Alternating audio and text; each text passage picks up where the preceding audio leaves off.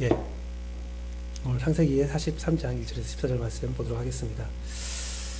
지금 이제 좀 우리나라 상황을 좀 말씀하고 좀 설교를 하기 원하는데요. 지금 우리나라는 여러분도 알고 있듯이 초유의 국정 논란 사태로 고통을 호소하고 있습니다. 박근혜 게이트, 최순실 게이트라 불리는 초유의 사건으로 밝혀진 그 내용들은 대한민국 최고 권력자가 능력도 인성도 없는 이교 집단, 이단 종교 집단의 딸이자 무당일을 하고 있는, 무당으로 알려져 있는 그런 최순실이라는 자의 꼭두각시로 활동했다는 4년간 국정이 그렇게 되어 왔다는 사실, 그 활동 내용 자체는 또 각종 국세를 가지고 사유화시키고 또 기업들과 각종 비리를 저질렀다는 그런 내용들이죠. 놀랍게도 이 비리는 올림픽 관련된 영역과 사업에도 손을 댔고 국방 비리에도 또 몇십조, 또 창조경제라는 이름으로 사용된 약 20조에 가까운 거대한 자금들이 그렇게 사용되었을 거다라고 의혹을 받고 있습니다. 자, 엄중한 범죄죠. 엄중한 범죄고 용서할 수 없는 국민에 대한 배신의 행위라 말할 수 있는 건데요. 그런 일들을 행하면서 배신의 정치 그런 말들을 하고 다른 사람들을 탄압했던 그 모습들이 참으로 가슴 아프게 다가옵니다. 더 큰 문제는 한 라디오에서 들었는데요. 이를 처벌할 법이 없대요. 정확한 처벌할 법령이 없대요. 전 되게 그 말을 듣고 굉장히 황당했거든요. 이런 사태에 적용할 처벌할 특정한 법이 존재하지 않는다는 거죠. 그것 때문에 몇 가지 특정법들을 적용하면서 가중처벌할 수도 있고 혹은 가장 작은 죄를 줄 수도 있고 또 어떤 뉴스에서는 심지어는 무죄까지도 가능하다. 왜 그러면 이러한 일에 대한 법적인 내용이 없기 때문이라는 거예요. 너무 황당해서 그 이유를 물어보니까 그 법 전문가가 이렇게 말을 하더라고요. 누가 이런 일이 벌어질 줄 알고 법을 만들었겠느냐.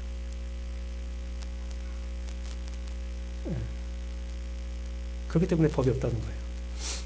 또한 지금까지 보여준 사정기관의 행동은 이 일에 대한 처벌과 정확한 조사보다는 좀 넘기기 위한 덮기기식의 모습인 것 같아요. 그 모습에 대해서 최동욱 검사장이, 전 검사총장이 와서 어떤 매체에서 발표를 했는데요.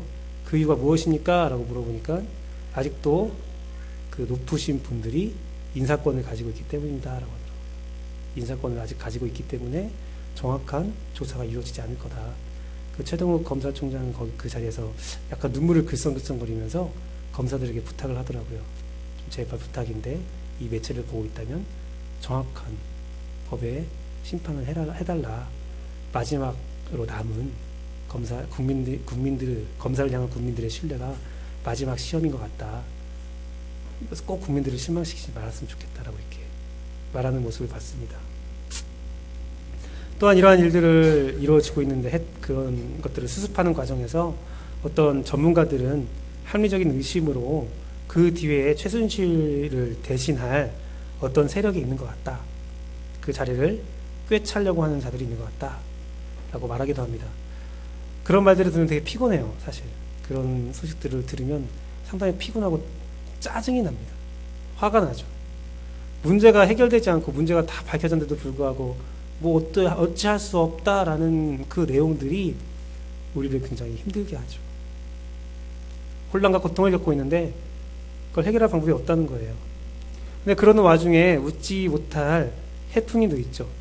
여러분 혹시 인터넷에서 그것을 보셨습니까? 어느 초등학생의 시험 답안 못 보셨나요?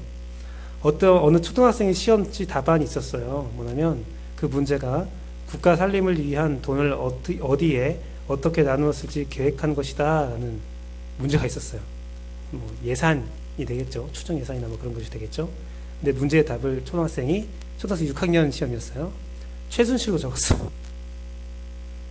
유머로 올라왔는데 시대적 분위기로는 정답이 될 수도 있겠죠. 하지만 그것은 교사가 원하는 답이 아니죠. 틀린 답이죠. 그렇습니다. 모든 문제에는 각자가 답을 내리고 최선이다라고 말할 수 있는 것들이 있을 수 있을 것 같아요. 이 문제에 대해서 이것이 최선이다, 이렇게 하는 것이 정답이다 말할 수 있는 것이 있는 것 같아요. 그런데 정답이 아닐 수도 있어요. 그들이 말하는 것은 정답이 아닐 수도 있다는 거예요. 정답은 무엇이냐면 그 문제를 낸 사람, 답을 요구하는 주체가 원하는 답을 가져올 때만 그것이 정답이 될 수 있는 거거든요. 분명 이 국가의 사태의 문제는 답이 존재할 겁니다. 해결법이 있어요. 하지만 개인의 혹은 어떤 집단의 욕심으로 인해서 그 문제에 대한 답을 정확히 내리지 못하고 있는 현실인 거죠. 그 모습을 보면서 답을 좀 어느 정도 예상하고 있는 사람들은 가슴이 아픈 거죠. 큰 결단이 있으면 되는데, 답이 있는데, 문제를 해결해야 할 집단이, 우리가 그러한 권한을 줬던 집단이 오히려 비호하고 두둔하고 문제를 덮으려는 움직임이 보이면 그 답을 알고 있는 국민들은 분노가 더욱더 커지는 거죠. 더 커지는 거예요. 어쩌다가 이 나라가 이렇게 이 모양 이 꼴이 됐는지 참 가슴이 아파요. 지지율은 이미 대통령에 대한 지지율은 5%가 됐고 더 떨어질 수도 있어요. 지금 저번 주 금요일날 5%라고 했는데 그 정도 됐으면 답이 나왔잖아요. 국민들이 원하는 것이 있잖아요. 대통령의 5% 지지율이 나오고 사과가 있었어요. 사과가 있었죠. 근데 그것을 아직도 사과가 아니라고 말을 해요. 왜냐하면 아직도 인사권을 휘두르고 있거든요. 인사권을 한편으로 휘두르고 국정을 마음대로 하겠다는 의지를 보이고 논란이 되는 외교적인 정책들을 계속 추진을 해요. 새롭게 추진을 해요. 기존에 하고 있는 거 말고 새롭게 일본과도 어떠한 접점을 취하려고 해요. 그런 모든 것들을 다 행동을 취하면서 앞으로서는 사과한다고 하면 어떻게 우리가 그것들을 받아들일 수 있겠냐라는 말을 하죠. 헛다리를 긋고 있다고 볼 수 있죠. 어제 제가 설교를 수정하면서 본 것은 서울에만 15만 명이 모였다고 기록되어 있어요. 근데 오늘 아침에 보니까 서울에만 20만 명이 모였대요. 제가 서울에 15만 명 모였고 전국적으로는 약 20만 명 모였다고 생각했는데 계산을 다시 해보니까 약 25만 명이 모인 거죠. 여러분 대한민국 인구수가 몇 명인 줄 아십니까? 5천만 명이에요. 5천만 명 중에 25만 명이 시위를 한 거예요. 한 시간에, 한 날짜에. 서울은 1,000만 명이에요. 서울은 1,000만 명. 한마디로 20만 명이 서울에 모였다면 전체 서울 사람은 아니겠죠. 하지만 서울에 모였다는 것은 서울 시민의 2%가 모여서 시위한 거예요. 25만 명이면 전국적으로 약 0.5%가 시위에 동참했다는 거예요. 그럼 여기서 그 책임을 갖고 있는 사람이 뭘 해야겠어요? 책임을 갖고 있는 사람은 당연히 문제의 핵심을 찾아서 문제의 답을 요구하는 자들의 마음을 헤아려서 그 정답을 말할 수 있어야죠. 정말 이 시국에 여야 할 것 없이 진보와 보수 할 것 없이 문제를 잘 분석하고 사심없이 참된 정답을 잘 찾아서 시국이 해결되는 것이 우리의 기도 제목이 되어야 된다는 거죠. 또한 그것이 이루어져야 할 일이라는 거죠. 이 사회가 원하고 국민이 원하는 답을 빨리 찾아서 이 혼란이 좀 빨리 해결되기를 저는 간절히 기도하고 있습니다. 제가 기도할 때마다 항상 기도하는 것은 하나님, 이것이 좀 적절하게 하나님의 정의가 이 슬픈 현실, 아픈 현실이 좀 풀어질 수 있기를 기도합니다.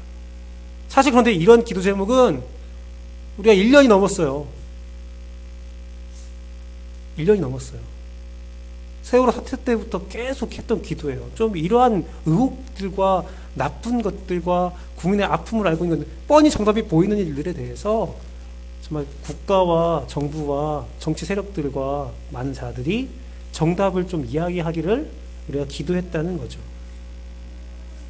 그런데요, 이 내용은 비단 이 정치와 경제와 사회에만 적용될 문제가 아니라 여러분 삶에도 적용돼야 될 문제예요. 우리는 언제나 문제를 가지고 살고 있습니다. 하나님은 여러분에게 인생이라는 문제를 던졌어요.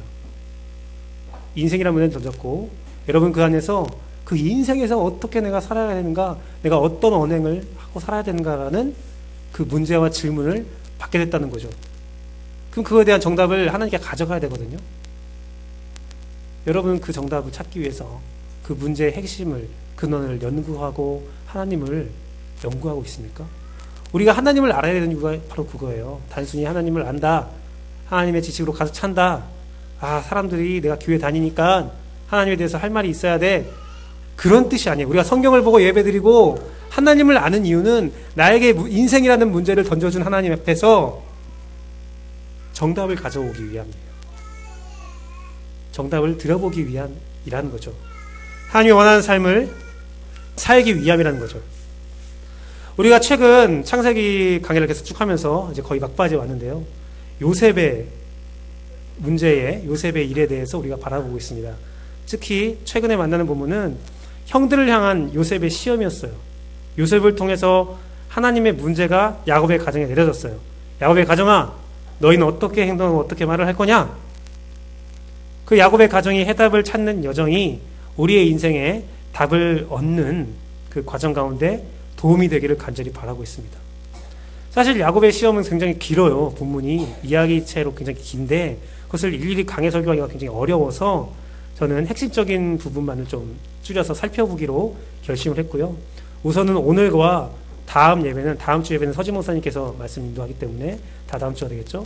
오늘 예배와 다음 예배는 각각 유다가 야곱과 요셉에게 어떠한 정답을 가져가는 모습을 통해서 하나님께서 우리에게 삶에서 요구하시는 정답을 찾는 방법과 내용을 조심스럽게 한번 살펴보려고 합니다. 네, 서론에서 좀 마음 아픈 그 국가의 이야기를 얘기했는데요. 그 이야기 한 것은 그거예요. 여러분들이 하나님이 아닌 다른 존재에 대한 그러한 꼭두각시가 된다면 하늘에서의 그러한 시위가 있을 것이다라고 예상하시면 돼요. 여러분도 정답을 말해야 되는 거예요. 우리가 누구의 인도함을 받아야 되는가? 성령님의 인도함을 받아야지 물질과 세상과 사람의 꼭두각시가 되어서는 안 된다는 거 여러분 꼭 기억했으면 좋겠어요. 하나님이 여러분 여기에 세우신 이유는 분명한 그 목적과 이유가 있다는 거죠. 그리고 그 목적과 이유는 말씀을 통하여 또한 성령의 인도함을 통하여 기도를 통하여 충분히 받을 수 있는데 때로는 찬양을 통해서 하나님께서 말씀하시는데 그 정답을 사유화시키지 말라는 거예요. 자, 우선 요셉의 시험과 야곱의 반응에 대해서 스토리를 좀 짧게 말씀드릴게요. 식량을 찾아서 애굽으로 온 형들을 만난 요셉은 막내 베냐민을 요구합니다. 막내를 데려와라. 그러면서 시므온을 가두죠. 네, 되게 절묘해요. 그 집의 모든 사정을 다 알고 있는 사람같이 행동을 해요. 왜 시므온을 가두었을까? 네, 그렇잖아요. 루벤, 시므온, 레위 순서를 다 알고 있는 거예요. 시므온을 딱 가두죠. 그리고 형들의 양식 주머니에 그들이 가져온 돈을 모두 넣어둬요. 그것을 발견한 형들은 굉장히 놀라죠. 이게 뭔 일이지? 왜 이런 일이 우리에게 있지? 하면서 야곱에게 갑니다.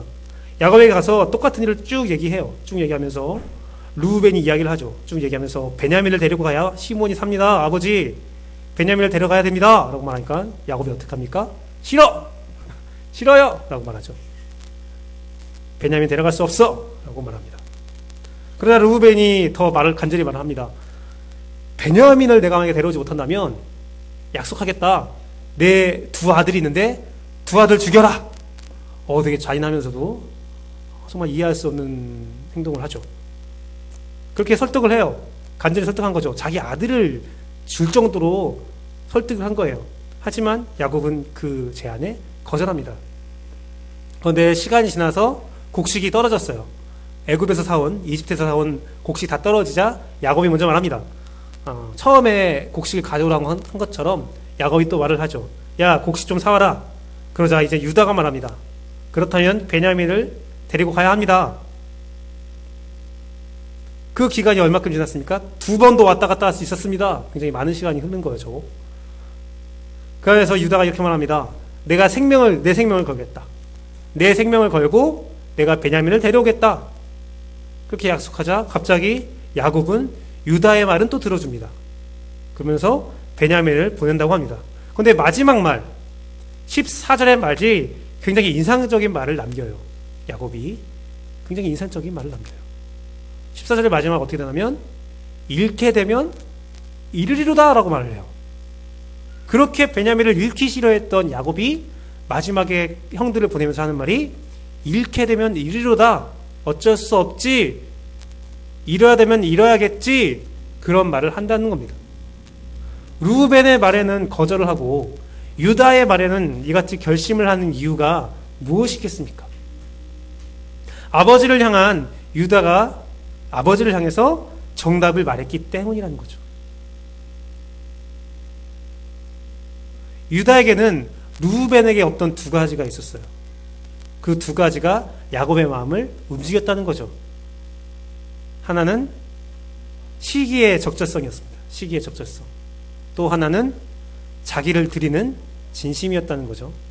첫 번째 시기의 적절성에 대해서 말씀드리려고 합니다. 야곱에게 베냐민을 데리고 가야 한다는 사실을 알리고 설득하는 것은 꼭 필요한 과정이죠. 꼭 있어야 하는 과정이죠. 그 정보를 아버지에게 말해야 되는 과정이죠. 하지만 루벤이 야곱에게 베냐민을 데리고 가야 한다는 사실을 알리는 것은 조금은 성급한 시기였습니다. 물론 말을 해야 돼요. 그때가 성급했다는 건 아니에요. 하지만 야곱에게 마음의 준비가 없었을 것이고 당연히 거절할 수밖에 없는 사실이에요. 그쵸, 시므온을 데려와야 하기 때문에 급하긴 급하죠. 하지만 그 결정을 내려야 할 야곱에게 마음에 아직 시기는 성급했다는 겁니다. 야곱에게 베냐민을 데리고 가야 한다는 것을 설득할 가장 좋은 시기는 언제일까요? 곡식이 떨어질 때죠. 곡식이 떨어질 때예요. 다시 한번 갈 수밖에 없어요. 다른 곳에서는 곡식을 얻을 수 없다는 것을 야곱도 알고 있어요. 야곱이 먼저 말하잖아요. 곡식을 갖고 와라. 물론 그때를 아는 것은 매우 힘든 일이에요. 그리고 이 문제, 야곱의 가정에 떨어진 문제는 매우 급하고 시급한 상황이었어요. 하지만 야곱의 마음이 움직이기까지는 부문에서 말한 시간이 필요했어요. 2번이나 왔다 갔다 할 수 있는 그 긴 시간이 필요했어요. 그 지체되는 그 긴 시간 동안에 그것을 기다린다는 것은 쉬운 일은 아니죠. 형제 시몬을 사랑하는 사람이라면 쉬운 일이 아니에요. 야곱의 가정에. 하지만 중요한 것은 야곱의 마음이 흔들릴, 야곱의 마음이 결심될 그 시간은 반드시 온다는 거죠. 그리고 그 시간이 왔습니다. 그런데 루벤은 침묵했고 유다는 말을 했어요. 적절한 시기가 왔을 때 루벤은 아무 말도 못했어요. 멈춰버렸어요. 하지만 유다가 야곱에 나아가 말을 합니다. 루벤이 말하지 않은 이유에 대해서는 정확히 알 수가 없어요. 사실 본문에 나와 있지 않기 때문이에요. 추정하건대 처음 그가 말을 했음에도 불구하고 야곱이 거절해서 마음에 상처가 있었는지, 혹은 시므온이 잡혀갔는데도 불구하고 베냐민만 사랑하는, 마치 베냐민만 자식처럼 보는 요셉의 그 상황과 그 오버랩 되면서 그 마음이 아팠는지 야곱에게 실망했는지는 모르지만, 중요한 것은, 팩트는 그 중요한 순간에 야곱의 마음이 흔들리는 시기에 왔을 때 루벤은 침묵했다는 거예요. 유다는 말해서 유다가 사용받게 되었다는 그 사실입니다. 물론 루벤이 잘못했다, 루벤이 아무것도 못했다라는 것은 아니에요. 그 사실을 먼저 알렸으니까요. 하지만 그냥 하나님의 계획하심을 제외하고 우리의 인간적인 사회에서 생각해 본다면 루벤이 좀 더 끈질겼다면, 야곱이 그런 말을 했을 때 루벤이 아버지 제가 그렇게 말씀하지 않았습니까? 그렇게 말했다면, 시기의 적절성이 있었다면 결과는 좀 달라지지 않았을까라는 생각을 가지게 됩니다. 문제의 정답은 우리가 말을 하죠. 대부분은 시간입니다 라고 말을 해요. 어떤 문제가 있을 때 시간이 우리의 해답이 될 거야 라는 말을 하죠. 물론 시간이 해결이 안 될 수도 있습니다. 하지만 대부분은 시간이 대답이 됩니다. 상처를 바로 치료하지 않으면 곪아버린다고 하죠. 네, 곪습니다. 그러나 너무 빨리 진단해서 치료하면 실수할 수도 있다는 사실을 여러분이 기억하십시오. 뭐냐면 상처를 치료하는 데는 빠른 것도 느린 것도 위험하다는 거죠. 적절한 시간이 필요하다는 거죠. 적절한 시간이 필요해요. 제가 어렸을 때, 제 몸이 건강했을 때 정말 객기 넘치는 일을 많이 했던 것 같아요. 간호사인 아내를 만나서 많이 깨닫게 되었는데, 제가 어렸을 때부터 입원을 많이 했습니다. 맹장 수술로 입원하기도 했고요. 손 때문에 입원했던 적도 있고요. 교통사고로 입원했던 적도 있었습니다. 그러면 링겔을 맞아요. 저는 그걸 시합을 했어요. 6인 병실이면 다 이렇게 꽂잖아요. 누가 빨리 링겔 맞냐. 시합을 했어요. 간호사가 딱 재고 가면 그걸 울리면 뚜두두두 떨어지게 해갖고 우리 쫙 빠지게 누가 먼저 빨리 빼냐. 무슨 내 혈관 자랑하듯이 그걸 했었어요. 아무 생각 없이 했었어요. 나중에 우리 아들사랑 결혼하고 입원했을 때 내가 그걸 만지려고 하니까 큰일 날 짓을 하고 있다고 하더라고요.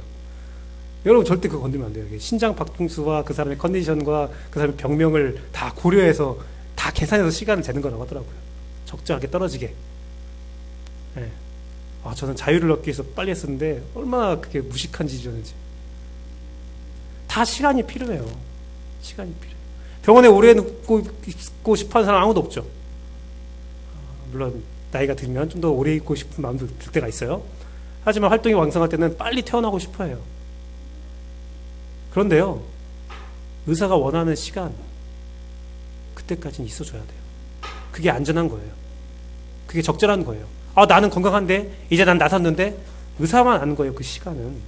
그 시간을 기다릴 수 알아야 된다는 거예요. 항상 어떤 문제의 정답을 가지고 오는 적절한 시기가 있다는 거예요. 시기의 적절성이 있다는 거예요. 시기의 적절성. 근데 그 시기의 적절성을 우리가 모르잖아요. 그러니까 끈질기게 그 시기의 적절성을 맞추기 위해서 우리가 노력을 해야죠. 이 시간이 맞는가 계속 검토해야 된다는 거죠. 자, 두 번째는, 야곱에게 있었던 두 번째는 자기를 드리는 진심이었어요. 르우벤의 제안과 유다의 제안에는 핵심적인 차이가 있었어요. 물론 그 경중을 따지기에는 조금 무리라는 생각이 들었어요. 설교를 쓰면서도. 하지만 차이가 있었어요. 뭐냐면 르우벤은 자신의 약속 조건으로 두 아들을 걸었어요. 내가 이 일을 잘못 수행하면, 베냐민을 못 데려오면 내 두 아들을 죽이십시오. 하지만 유다는 자기 자신을 걸었어요. 물론 자기 자신이 소중하지 않다라고 제가 말씀드린 게 아니에요. 하지만 자기 자신보다는 자식이 중요하지 않은 것 같아요. 물론 모성애는 좀 다를 수도 있을 것 같아요. 하지만 보편적으로 나보다는 내 자식이 생명을 걸었을 때는 조금 경중이 좀 달라지지 않을까요? 제가 잘못된 아버지인가요? 그래서 그렇게 생각해 봅시다. 저도 그러한 때가 됐으면 할 것 같아요. 자식을 살릴 것 같긴 해요. 어제 우리가 오리배를 좀 탔어요. 덕진공원에서 오리배를 저 인생에 처음 타봤는데 머릿속에서 계속 그 생각만 드는 거예요. 이게 빠지면 어떡할까? 참 이상하지? 모든 나쁜 것을 먼저 생각하는 사람이 제 특징인데, 오리배를 타고 다 즐기고 있는데 저 혼자만 불안한 거예요. 막 오리배를 타는데 여기서 하원이가 빠지면 어떡하지? 나 수영 못하는데? 막 여러 가지 생각했어요. 말은 못했는데, 말하면 또 혼날까봐, 또 뭐라고 핀잔 들을까봐 말 못했는데, 내 머릿속은 여러 가지 생각을, 계산을 다 했어요. 프로젝트를 꾸몄어요. 하원이가 딱 빠졌다. 그러면 우선 뛰어든다. 뛰어들어서 하원이를 집어 던진다. 오리배로 집어 던지고 나는 뭐 꼬르륵 할 수도 있다. 여러 가지 생각했어요. 구명조끼가 다 있었음에도 불구하고 막 여러 가지 생각을 하는 거예요. 그래도 부모 입장은 그렇지만 그래도 자기 자신, 자기의 목숨은 굉장히 중요하죠. 그렇게 봤을 때 르우벤과 유다의 차이는 미묘한 차이가 있었던 거예요. 내 자식을 죽이십시오와 내가 죽겠습니다만 미묘한 차이가 있는 거예요. 르우벤과 유다 모두 다 베냐민을 무사히 귀환시키는 것에 대한 책임감이 있었어요. 그만큼 막중함이 있었어요. 그게 얼마나 중요한 일인지 알았어요. 그러니까 어떤 다른 자의 생명을 바친다는 것은 그 중함을 알고 있다는 거거든요. 하지만 둘에는 미묘한 차이가 있었어요. 미묘한 차이. 야곱은 유다의 손을 들어주죠. 너 자신을 바칠 거야? 오케이. 그런데 그 미묘한 차이가 큰 거예요. 100m 달리기요? 0점 몇몇몇 차이예요. 그걸로 메달 색깔이 바뀌어요. 메달 색깔이 바뀌어요. 그때 올림픽을 봤는데, 리우 올림픽을 봤는데 저 되게 재밌는 장면이 있었어요. 우사인 볼트는 뭐 제껴두고 우사인 볼트는 제껴야 진짜 제껴야 되더라고요. 그 친구는 다른 친구랑 비교가 안 되더라고요. 금메달은 제껴놓고 누가 은메달이냐가 중요하더라고요. 그게 더 쫄깃쫄깃하더라고요. 막 달리는데 제가 봤는데 은메달이 마지막에 딱 바뀌더라고요. 은메달 달린 애는 우사인 볼트만 보고 달립니다. 우사인 볼트만 달리다가 좀 마음에 좀 해이해졌나봐. 우사인 볼트는 재밌어요. 앞에 오다가 뒤에 오다가 이렇게 달리는 100m를 진짜 대단한 녀석인 것 같아. 달리는데 그 은메달 달린 애가 막 전력 질주하다가 제가 볼 때 그랬어요. 제가 느낄 때 최선 다했겠지만 조금 안 되는구나 생각을 했던 것 같아요. 그때 마지막에 딱 동메달이었던 애가 탁 치고 들어가더라고. 근데 쫙 가슴을 내밀어서 살짝 먼저 들어오더라고요. 바뀌었어요, 메달 색깔이. 그 미묘한 차이. 간혹 누군가를 설득하고 일을 해야 한다는 진심을 전할 때가 있어요. 아낌없이 자신을 바쳐야 하는 일이 있는데 이것은 생명을 살리는 일에 그런 일들이 많이 이루어집니다. 근데 그 미묘한 차이가 있어요. 생명을 살리는 일에는 미묘한 차이가 있는데 그 생명을 살리는 일에 자신을 바치지 않으면 그 일은 절대로 일어나지 않아요. 그 자신을 바치는 일, 거기에는 유다는 그게 있었고 르우벤은 그것이 없었다는 거예요. 야곱이 원하는 것은 바로 그거였어요. 자신을 바칠 수 있는 그 용기, 그 각오. 그 각오. 근데 중요한 것은 야곱은 그 각오는 원했어요. 자신을 바치는 그 각오는 원했어요. 하지만 그 결과는 원하지 않았던 것 같아요. 너희가 그 각오를 했으면 좋겠어. 하지만 그 결과는 원하지 않았어요. 왜 그러냐면 14절에 그 말 하잖아요. 잃어야 되면 잃겠다. 그게 뭐예요? 유다에게 말을 하는 거죠. 내가 베냐민을 잃어야 되는 상황이 있으면 잃겠으니 네가 그렇게 각오했지만 난 네 생명도 귀하다. 너도 내 아들이다. 라는 말이잖아요. 내가 잃어야 된다면 잃겠다. 단순히 야곱이 원했던 것은 정말 네가 죽음으로 베냐민을 데려와라. 아니요. 그런 각오를, 그런 신뢰를 나에게 줬으면 좋겠다라는 거죠. 유다는 이와 같이 적절한 시기에 끈질기게 나아가 자신을 바치는 모습으로 자신의 아버지 야곱을 설득합니다. 자신은 죽을지도 모르지만 시므온과 가족들을 살리고 또한 혹시 모를 베냐민의 생명을 살릴 수 있는 일을 허락받고 성사시키는 유다의 모습이죠. 놀랍게도 그 결과는 어땠습니까? 그 한 치 앞도 볼 수 없는 그 과정에서 그 결과는 자신도 살게 되었어요. 자신도 살게 되고 가족 전체도 살게 되고 가족 전체가 이집트로, 애굽으로 이주하여서 하나님의 풍성한 계획들이 이루어지는 놀라운 역사가 이루어졌습니다. 여러분, 저는 오늘 같은 이 사실이 여러분에게도 적용되었으면 좋겠다는 생각이 들어요. 여러분 주위에 누군가나 혹은 나의 아버지 되시는 하나님을 어떻게 하나님과 응답을 받아야 하는 일이 있다면 오늘 본문을 좀 기억하기를 원합니다. 모든 문제에는 적절한 시점과 진심이 필요하다는 것, 나 자신을 바쳐야 되는 것이 필요하다는 것을 여러분이 기억했으면 좋겠어요. 특히 하나님께 향하는 그 일은 더욱더 그러해요. 우리가 관계에서도 그래요. 내가 어떠한 문제를 해결하고 싶은데 적절한 시기가 분명히 있어요. 그리고 내 진심을 보여야 할 일이 있어요. 근데 하나님은 더욱더 그러하다는 거예요. 왜 그러냐면 하나님은 모든 것을 계획하시고 인도하시는 분이시기 때문이에요. 그 계획의 시점을 알고 계세요. 이 문제의 시점을 다 알고 계세요. 그렇기 때문에 우리가 그 적절한 시기를 하나님께 받는 것은 굉장히 중요하고 핵심적인 거라는 겁니다. 또 인내해야 된다는 거예요. 우리가 그것을 소망해야 된다는 거예요. 분명히 하나님께서 이루실 것을 믿고, 또한 하나님은 마음의 중심을 보시는 분이기 때문에 우리가 거짓말로 하나님께 나갈 수는 없어요. 내가 거짓말로 하나님께 나갔다면 빨리 그 거짓말을 진심으로 덮어야 된다는 겁니다. 거짓말로 회개하고 주 앞에 진심을 보여야 돼요. 이미 하나님은 진심을 바라보고 있기 때문에 그래요. 하나님은 이미 적절한 시점과 진심을 바라보고 있는데 우리가 그 안에서 다른 시점을 얘기하고 다른 말들을 얘기한다면 통하지 않는다는 거죠. 통하지 않는다는 거예요. 둘 다 가슴이 아픈 거예요. 제가 처음에 말했던 시위들이 일어나고 있는 거예요. 물론 우리는 예수 그리스도의 십자가 보혈로 하나님께 나아갈 수 있는 무엇이든 다 알 수 있는 상태가 얻었어요. 또한 성령님의 인도하심으로 하나님께 나가는 법을 배웠어요. 하나님과 늘 동행할 수 있는 능력도 입었어요. 그러나 그 가운데 여러분이 함께 나아가 하실 말씀이 있다고 가정해 봅시다.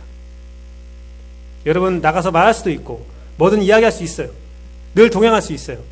여러분 꼭 교회에 와서만 어떤 특정한 장소에서만 하나님을 만날 수 있는 것이 아니라 이스라엘이 성지지만 성지에 가야만 하나님을 크게 경험할 수 있는 것이 아니라 여러분 길거리에서도 하나님을 경험할 수 있어요. 하나님 그것을 이미 허락했어요.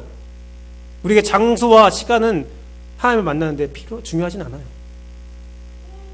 하지만 여러분이 얼마나 그것을 간절히 원하고 간절히 아뢰고 끈질기게 하나님께 나갔냐,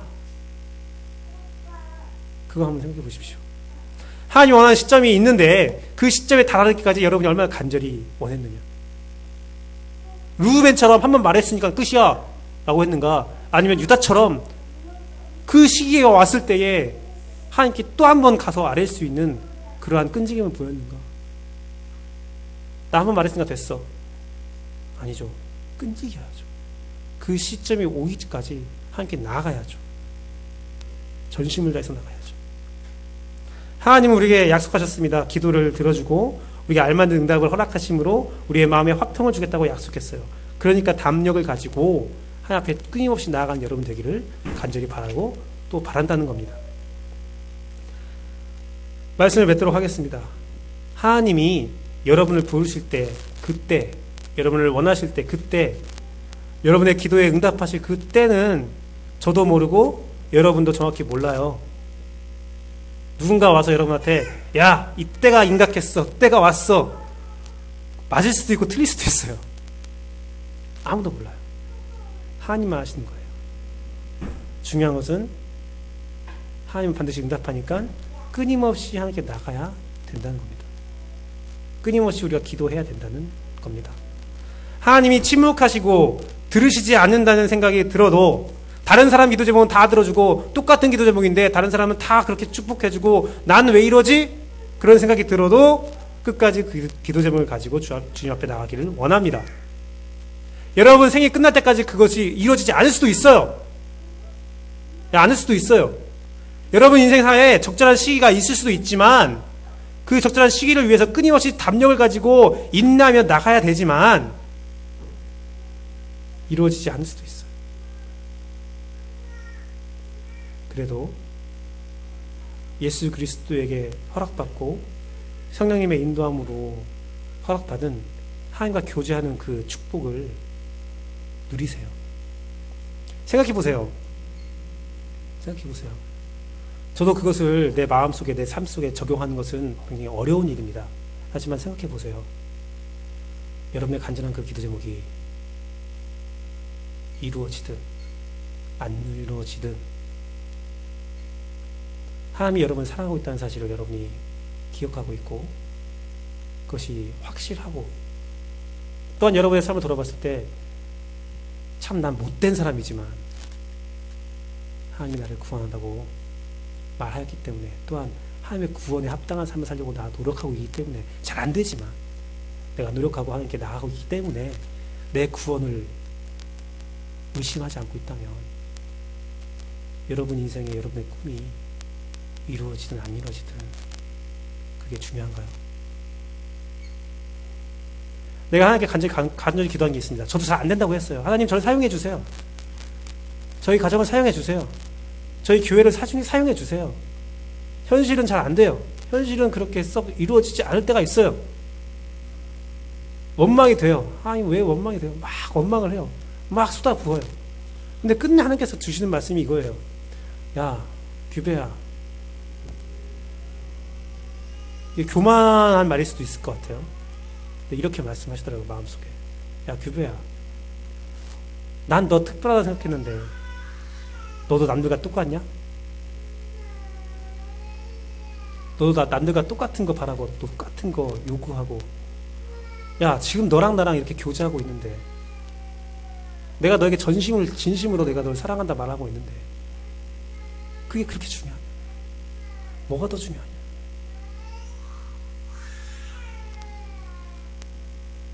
전 그렇게 저한테 그렇게 말씀하시더라고요. 여러분, 그래도 우리가 끈질게 나갑시다. 끈질게 나가는 게 중요하지 않겠어요? 이렇게 아뢰는 게 중요하지 않겠어요? 한가 교제하는 게 중요하지 않겠어요? 또한 한 가지 더 간곡히 부탁드리는 것은, 여러분 진심을 다해서 전심을 다해서 여러분 목숨을 걸고 여러분 자신을 걸고 그 일을 아뢰을 때 좀 더 하나님 원하시는 방향으로 아뢰었으면 좋겠어요. 유다가 자신의 목숨을 바칠 때 누구를 바쳤어요? 베냐민을 생명을 위해서 바쳤잖아요. 또한 그 바침은 또 누구를 위한 겁니까? 시므온을 위한 바침이에요. 시므온은 어떤 상태입니까? 이미 이집트에 잡혀있는 상태예요. 생명이 어떻게 될지 모르는 상태예요. 이미 죽었을지도 몰랐다고 여길 수도 있어요. 너무 긴 기간이 흘렀기 때문에. 어떤 권세에 잡혀있는 거죠. 여러분, 어떠한 권세자에 잡혀있는 그 형제 자매를 위해서 여러분이 목숨을 걸고 기도해 본 적 있으세요? 또한 베냐민, 어찌하면 이 사람이 어떠한 권세자에 잡혀서 그 목숨이 왔다 갔다 할 수 있는 상황이다, 그래서 알고 있는데 내가 목숨을 바쳐서 그 사람의 생명을 살리겠습니다라고 기도한 적이 있어요? 쉽게 말하면 여러분 주변에 믿지 않는 영혼들을 위해서 그렇게 기도하냐 이겁니다. 여러분 주변에 믿지 않는 영혼들을 위해서는 그렇게 기도하지 않으면서 왜 내 것만을 위해서 그렇게 기도하냐라고 하면 한 반문하시고 있는 거예요. 야, 정말로 내가 정말 바라고 있는 기도 제목은 여기에 있는데, 네 인생에 대한 답은 내가 이미 다 말하고 있는데, 여기에 있는데 왜 그것들을 제껴두고 오답만을 가지고 오냐 라고 말할 수 있다는 거죠. 주님의 뜻과 주님의 계획에 내 몸과 마음의 모든 정성을 맡기는 여러분들이 소망합니다. 좀 비장하게 들릴 수도 있겠죠? 무섭게 들릴 수도 있어요. 하지만 우리가 서로를 격려하고 서로를 응원하며 그 길을 같이 나아갔으면 좋겠습니다. 이건 거창하게 여러분 앞에서 여러분 목숨을 함께 버려라라고 말하는 거 아니에요. 하나님이 원하시는 건 여러분 목숨이 아니에요. 야곱처럼 그 각오예요. 그 각오를 보였을 때 여러분의 목숨을 진짜 앗아갈까요? 아니요, 저는 그렇게 생각해요. 하나님이 여러분의 목숨도 귀하기 때문에 내가 너를 지켜주리라 라고 말씀하실 거라 저는 확실해요. 여러분 삶이 그랬으면 좋겠습니다. 저는 제목을 처음에 이렇게 지었어요. 주보에 쓰여있듯이 야곱을 설득한 유다라고 지었어요. 야곱이 정답을 가져가서 유다가 정답을 가져가서 야곱을 설득할 수 있었다라고 그렇게 마음을 먹고 설교를 썼었어요. 그런데 설교를 다 쓰고 설교를 수정하다 보니까 제목을 바꿨어요. 주보에는 다 나와있기 때문에 제목을 못 바꿨지만 제가 원래 화면으로 다 바꿔놨었거든요. 제목을 뭘로 바꿨냐면 야곱의 마음속 정답을 가져간 유다라고 했어요. 야곱은 마음이 변하지 않았어요. 설득당하지 않았어요. 설득당해서 베냐민이 준 게 아니에요. 야곱의 입장에서는 이미 르우벤도 시므온도 레위도 유다도 요셉도 베냐민도 다 똑같은, 다 사랑한 자녀였어요. 근데 야곱이 원하는 정답은 너희가 요셉이 그렇게 됐었는데 이제 너희가 정말 네 형제들을 네 목숨을 걸고 사랑할 수 있느냐, 그거였죠. 그 마음에 정답이 있었던 거죠. 그 정답을 르우벤은 캐치하지 못한 거고 유다는 캐치할 수 있었다라는 거죠. 설득된 게 아니라 그 정답을 가져왔기에 그 결과가 나왔다라는 결론을 가지게 되었습니다. 여러분, 이와 같이 여러분 하나님을 설득하는 것이 아니에요. 우리 그런 말 있죠. 난 되게 기도에 대해서 좀 싫어하는 말이 하나 있어요. 하늘 보좌를 움직이는 기도라는 말 되게 싫어해요. 하늘 보좌를 움직여서는 안 됩니다. 나의 포인트가 하늘 보좌로 움직여야죠. 하나님을 설득하는 게 아니에요. 하나님의 계획과 뜻 가운데 나의 뜻을 맞춰가는 거예요. 그 정답을 드리는 거예요. 하나님이 여러분의 마음속에 심어두신 그 마음속에 있는 정답, 성령님이 인도하심으로 성경 말씀을 보면서 기도로 얻을 수 있는 그 정답을 발견하고 그 정답에 알맞은 각오를 하나님께 드릴 때 하나님은 그런 각오를 꺾지 않으시고 빼앗지 않으시고 오히려 보호하시고 지켜주시며 하나님의 역사를 이루신다는 거예요. 적절한 시기에 끊임없는 인내와 간구와 생명을 드리는 그 기도로 여러분이 함께 나아갈 때 하나님은 그 일을 행하십니다. 그 일에는 크고 작음이 없습니다. 당신에게 하나님이 주시는 그것이, 그 정답이 가장 존귀하고 가장 소중하고 가장 최선임을 여러분이 기억하고 끊임없이 주 앞에 나가 그 정답을 얻어내는, 알게 되는 여러분의 삶이 되기를 진심으로 소망합니다. 그렇게 했을 때 여러분의 삶이 진짜 빛나게 될 거예요. 만족하게 될 거예요. 화평하게 될 거예요. 전 그것을 확신합니다. 이 시간 우리 찬양하고 주 앞에 더 기도하길 원하는데요. 우리 주님 곁으로 이렇게 찬양하고 주 앞에 나가도록 하겠습니다.